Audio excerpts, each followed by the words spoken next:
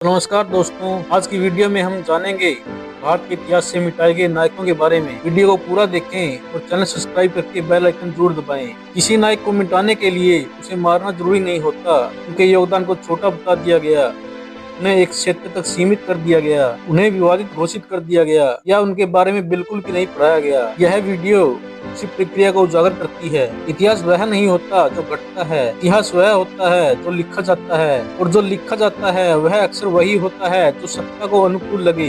भारत का इतिहास पढ़ते हुए हम कुछ नाम बार बार पढ़ते हैं, जैसे राजा, सम्राट, विजेता, लेकिन सवाल यह है कि क्या यही लोग भारत के असली नायक थे जिन्होंने बराबरी, न्याय और आजादी के लिए संघर्ष किया? क्या उन्हें वह जगह मिली? यह वीडियो उन नायकों की कहानी है जिन्हें इतिहास की किताबों से या तो हटा दिया गया या उन्हें हाशिए पर डाल दिया गया। इनमें नंबर 1 पे है भगत सिंह, जिन्हें सिर्फ क्रांतिकारी बताया गया। भगत सिंह सिर्फ बम फेंकने वाले युवा नहीं थे, वे गहरे विचारक, समाजवादी, धर्म और अंधविश्वास के आलोचक थे। उनकी विचारधारा को कम पढ़ाया गया, उन्हें सिर्फ शहीद बनाकर छोड़ दिया गया। विचारधारा को हटाकर नायक को सुरक्षित बना दिया गया। नंबर 2, गौतम बुद्ध, जिन्हें धार्मिक नजरिए से देखा गया, उन्हें क्रांतिकारी तरीके से नहीं पढ़ाया गया। गौतम बुद्ध भारत के सबसे बड़े विचारक थे। बुद्ध ने जाति व्यवस्था को नकारा, कर्मकांड, पोंगा पंडितों को चुनौती दी, मानव समानता की बात की, लेकिन इतिहास में उन्हें सिर्फ धार्मिक गुरु बना दिया गया। बुद्ध को पढ़ाया गया, लेकिन बुद्ध के विचारों को नहीं पढ़ाया गया। नंबर 3, सम्राट अशोक, जिसे कमजोर राजा कहा गया।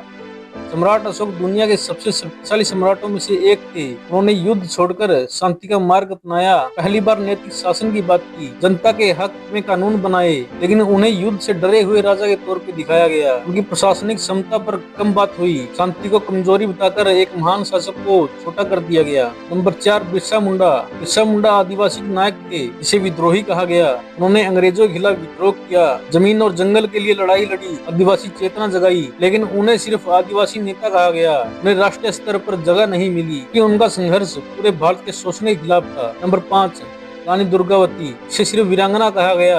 रानी दुर्गावती गोंडवाना की शासिका थी। इन्होंने मुगलों से संघर्ष किया, अपने राज्य की रक्षा की, आत्मसम्मान के लिए बलिदान दिया। इतिहास में उन्हें सिर्फ एक वीर महिला कहा गया। इनकी राजनीतिक समझ और शासन को नजरअंदाज कर दिया गया। नंबर 6, पेरियार, जिन्हें इतिहास से बाहर रखा गया। ईवी रामास्वामी पेरियार भारत के सबसे बड़े सामाजिक क्रांतिकारियों में से एक थे। उन्होंने जाति व्यवस्था को खुली चुनौती दी, महिलाओं के अधिकारों की बात की, तर्क और विज्ञान को बढ़ावा दिया, लेकिन उन्हें विवादित कहकर राष्ट्रीय इतिहास से दूर रखा गया कि उनके विचार सत्ता को असहज करते थे। नंबर 7, सावित्रीबाई फुले, जिन्हें देर से याद किया गया। सावित्रीबाई फुले पहली महिला शिक्षिका थी। उन्होंने लड़कियों के लिए स्कूल खोले, जाति और लिंग भेद का विरोध किया, लेकिन लंबे समय तक उनका इतिहास में नाम नहीं आया। उन्हें सहयोगी की तरह दिखाया गया कि वे स्वयं क्रांतिकारी विचारधारा की। नंबर 8, डॉक्टर भीमराव रामजी अम्बेडकर, जिन्हें सिर्फ संविधान तक सीमित किया गया। अम्बेडकर सिर्फ संविधान निर्माता नहीं थे, वे अर्थशास्त्री, समाजशास्त्री और बौद्धिक क्रांतिकारी थे, लेकिन उन्हें सिर्फ दलितों का नेता कहा गया। उनके व्यापक विचारों को सीमित कर दिया गया। यह भी इतिहास से मिटाने का एक तरीका है। भारत के इतिहास में अनगिनत दलित बहुजन विद्रोह हुए, स्थानीय नायक उभरे,